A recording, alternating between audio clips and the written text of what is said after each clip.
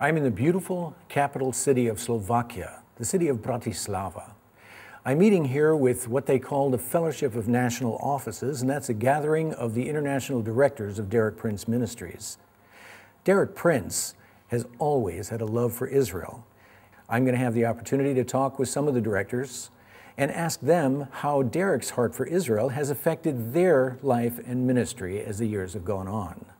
This is Dan coming to you from Bratislava, the capital city of Slovakia.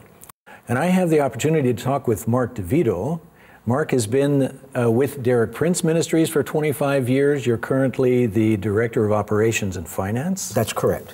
And you've also been involved with Christian Friends of Israel, also for 20 years. At least, yes, and specifically with the USA office. I'm chairman of the board for CFI USA. And you were telling me that you were actually involved in founding the ministry. That's correct. That's correct. So you know Ray and Sharon and the work that they've done over the years? Absolutely. Have known them, like I say, since the early 90s, 91, I think may have been the first time I met them. So we've become close friends over the years, and every time I go to Israel, I always spend time with them. And Mark, one of the significant things for me is the joining of Derek Prince Ministries and Christian Friends of Israel. Now, Derek had a real heart for Israel, of course, and you've known him many years longer than I have. Mm-hmm. Can you tell me a little bit about Derek's heart for the land as well as the people of Israel? Derek's had a long history with Israel, and it goes back to when he met Jesus Christ in the barracks when he was in World War II in England, and he ended up being stationed in what was then called Palestine. And he married a lady there who had an orphanage for children, lived in Ramallah. And when he was discharged from the army, they decided to stay there and live. He was there, and his first wife, Lydia, they were there for when Israel became a nation, May 14th, 1948. He saw the Israeli flag go up over Barclays Bank. And it was a tremendous prophetic time in the history of nations and biblical prophecy. And it was during this time that God began to teach him about the place of Israel and the Jewish people, and giving him a love for the Jewish people.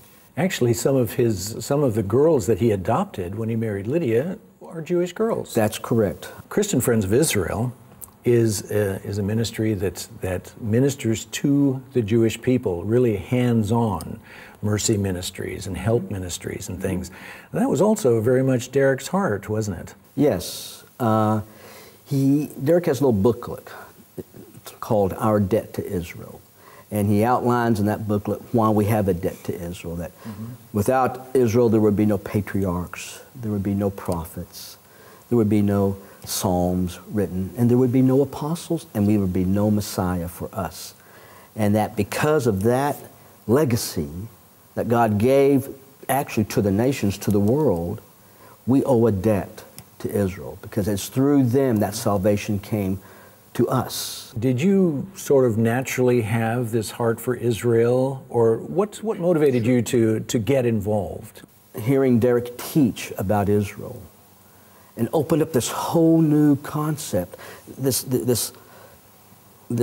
place that we should be in loving Israel. It was a revelation for me. I'm sure I was probably behind in the revelation, but for me, it was like, wow, I have never understood the place of Israel in the scope of redemption and all that God was doing, not only leading up to our current time, but what He's going to do in the future. So it was fresh word for me and my wife. For the people that maybe have known Jesus for a long time, and yet Israel has never really been an issue, what was it about what you heard that caused that response in your heart to actually get involved? Yes.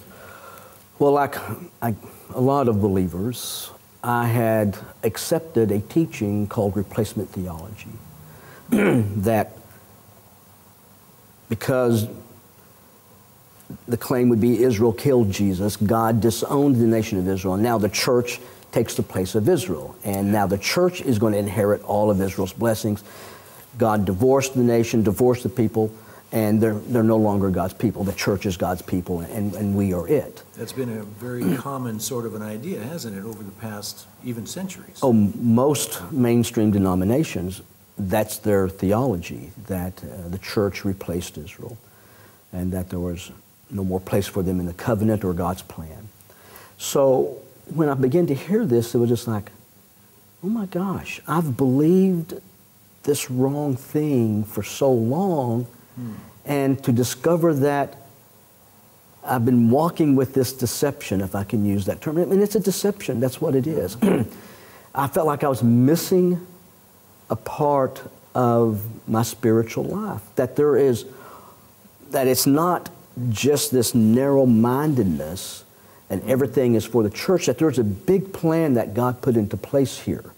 Yeah. And to realize that, you know, when God brought the restoration of Israel back into a nation, that was a fulfillment of prophecy. The Jews returning to Israel, that's a fulfillment of prophecy. I went, oh my gosh, we're living in these times of when God is bringing things to pass. Yeah. Well, you've been to Israel several times now in your life, probably more than you can count almost. So you've been able to actually live out that inheritance to a certain extent. Yes. How has that been for you? When Derek was in what was then called Palestine, he had encountered an elderly saintly lady who was a missionary there. And he said to her one time, you know, I think I could live in Jerusalem. And this elderly saintly lady, she responded, Derek, you don't choose Jerusalem. Jerusalem chooses you. And I thought, and in similar fashion, somehow Israel, Jerusalem has laid claim to a part of my life. If you were talking to someone that hasn't really had this revelation of Israel, why would it be important for me as an individual believer to have this balanced biblical understanding of the Jewish people and even the land of Israel? Well, there are some biblical injunctions that God gives us, such as in Psalm 122 says, pray for the peace of Jerusalem. Yeah. Those that bless you, I will bless. Derek used to say, it's out of self-interest that you need to be doing these things because, and then it goes on to say, those who curse you, I will curse.